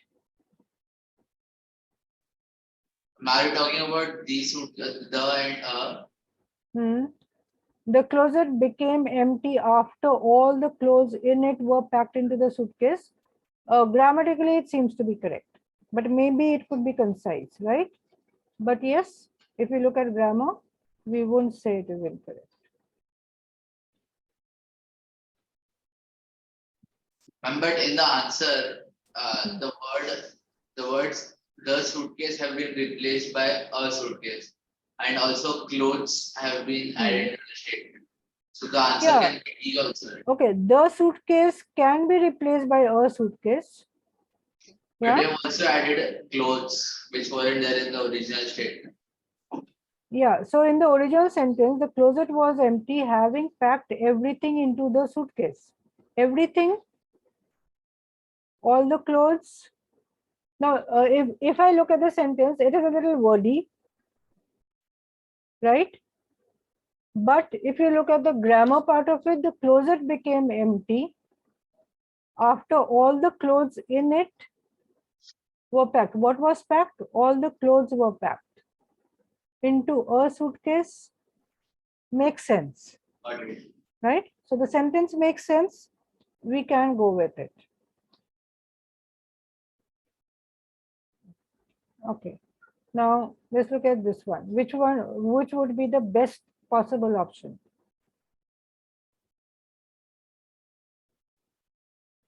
He had a hot bowl of soup, right? So would that be correct? He had a hot bowl of soup. We use it that way, but was the bowl, did he had the hot bowl or did he have the soup?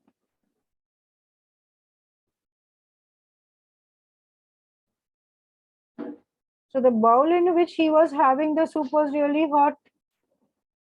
That doesn't really replace this. He was hot. He was hot. No. He drank hot soup out of a bowl. Makes sense? He drank hot soup and the soup was in the bowl. So out of a bowl would be correct. right? So we can go with C. Yeah, everyone agrees? Okay.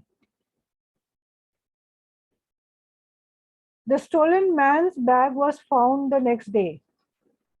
So whose bag? The man's bag. It is not the stolen man's bag, right? Was found the next day is fine. So what would we go with?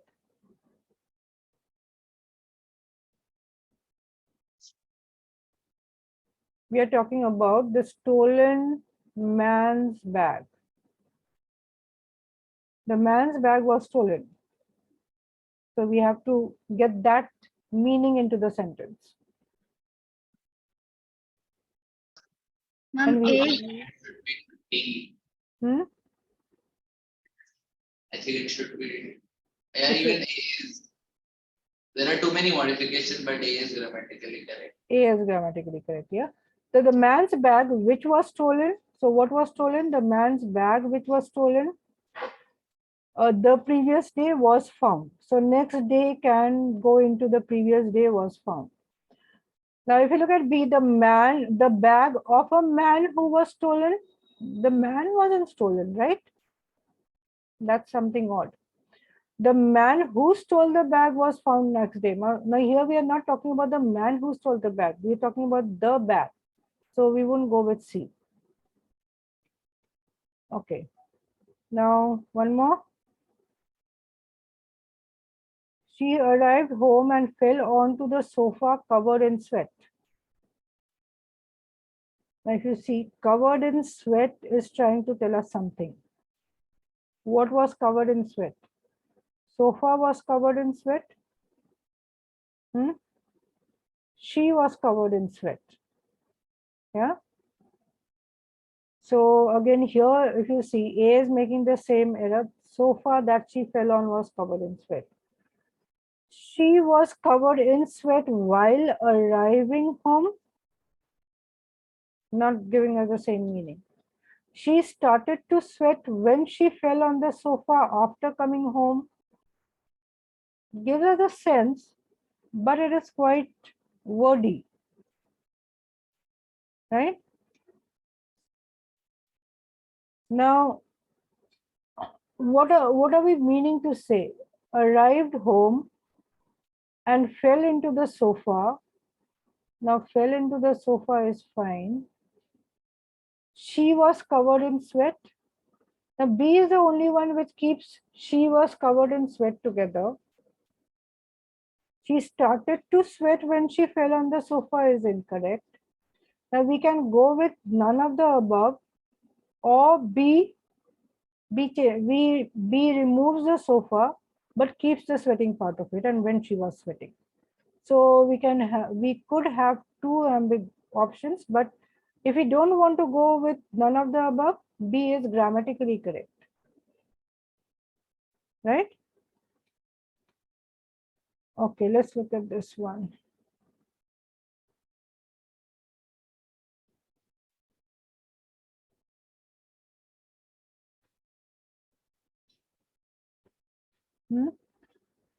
The first option.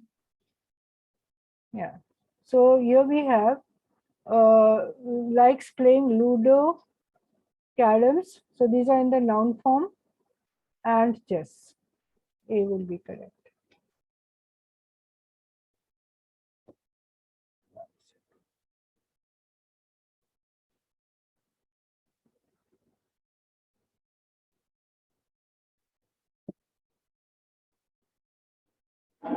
What do we have over here? 2B. Option B. Option D? D or B? B. D, yeah. Desks and chairs. Yeah. If we had to keep the O in the middle, we wouldn't go with desks and chair or desks or chairs. This is the only one which can replace the sentence. Okay, Peter likes painting, sketching, and to draw cartoons. So these are what? He likes painting, sketching, and we can say drawing cartoons, right? Now, would we say to paint? Either to paint, to sketch, and to draw cartoons would be correct. So we will go with C. C. Okay. So those were a list of things in parallel structure. Now let's look at this one. Choose the sentence that has parallel structure.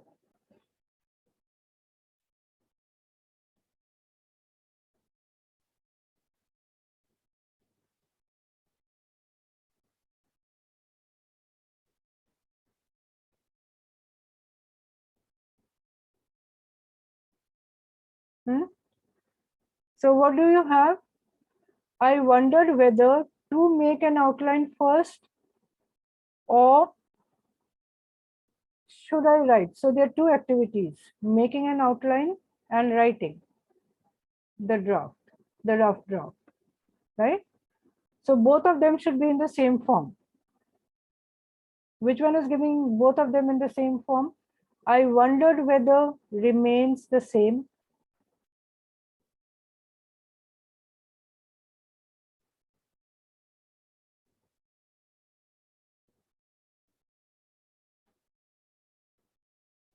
Ma'am, B.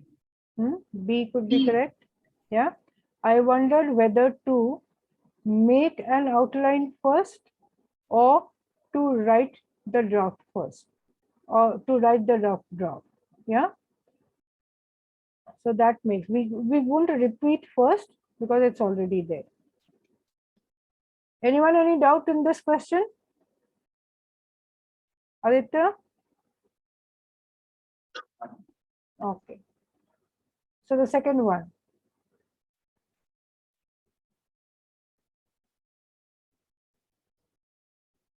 So we have phrases coming in and it's a list of phrases. Option B. Option B, B or D? B. D for dog? No. B for ball. Okay. Anyone else with a different answer? Satvika? Say A.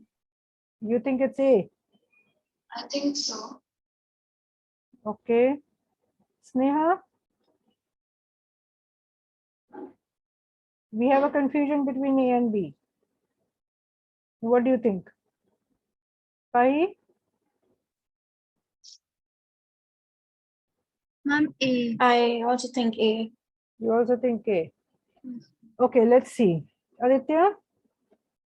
Let's see what is correct. The teacher came into the room. He paused. Now this is in the past tense, came. He paused before the class and began the lesson, right? The teacher came into the room. He paused before the class and began the lesson. Now here, the teacher came into the room. He paused before the class and he began the lesson. Now we have three things. Came into the room. He paused before the class and began the lesson.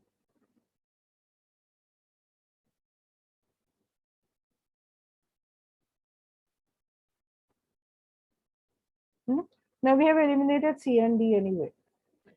Now between A and B, look at the structure of the different parts.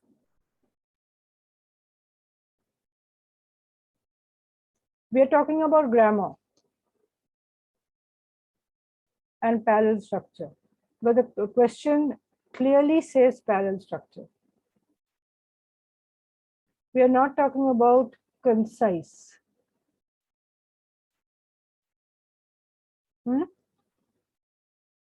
Are you getting a little bit of clarity? The teacher came into the room. Now both of these have he paused, right? And the third part here doesn't have he. B has he. So we will go with B, not A. Though they may seem same, there is a difference of the structure. He paused before the class. He began the lesson. Right? Now here again, you have to make the sentence into the parallel structure. Rebecca was not only my boss, but also. So here you have a correlative conjunction. Not only, but also my friend. Is my friend, says, friendly, obviously not to be used. Right?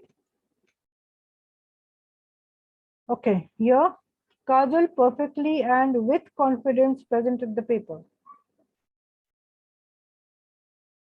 So we have Kajal presented the paper, right?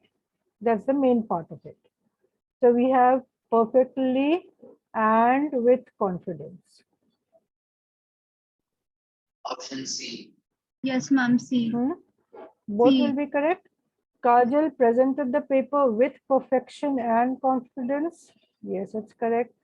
Kajal presented the paper perfectly and confidently. Yeah, but here we say with confidence. That is also correct. So we can say both A and B are correct. Yeah. Okay. Okay, we'll do just this last one question and then I'll let you go. Option A. Option A. Amal has a bike, a car, a bike, and a cycle. Yeah, that is absolutely correct. We won't say and she has. Okay, so this is what we did with now. With this session, you are well prepared for two types of questions. What are they? Sentence correction, error spotting, and sentence improvement. Three types of questions, right? So what you will do now is I will share another worksheet. Anyone who hasn't completed worksheet 3, please complete. Remember, worksheet 3 has 30. All the worksheets I'm giving you have 30 to 35 questions, which should take you not more than 10 to 15 minutes. Remember, in the exam, especially in we will be focusing mainly on IIM Indore, IPMAT Indore, right? And in the process, you are preparing for all the others. So IPMAT Indore will give you 45 questions in 40 minutes. So it's less than a minute for a question on an average. Yeah.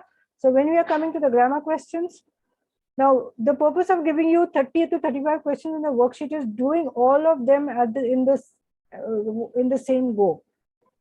As I said yesterday, time yourself.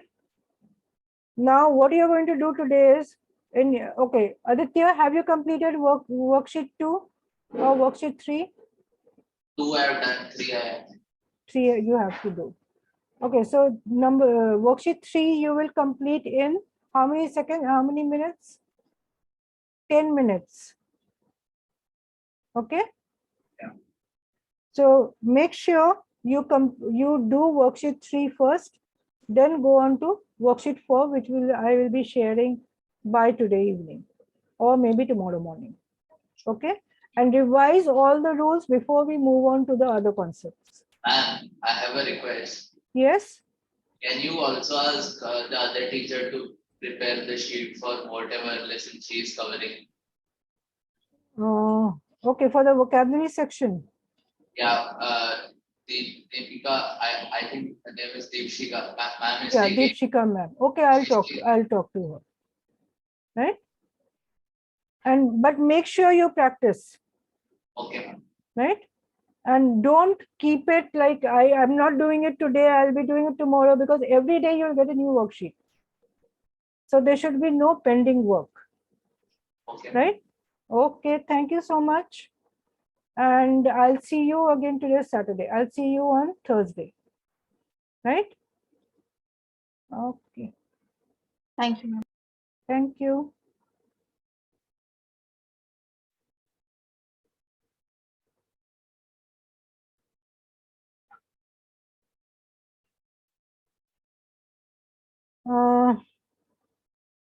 Rekha ma'am. हाँ ma'am.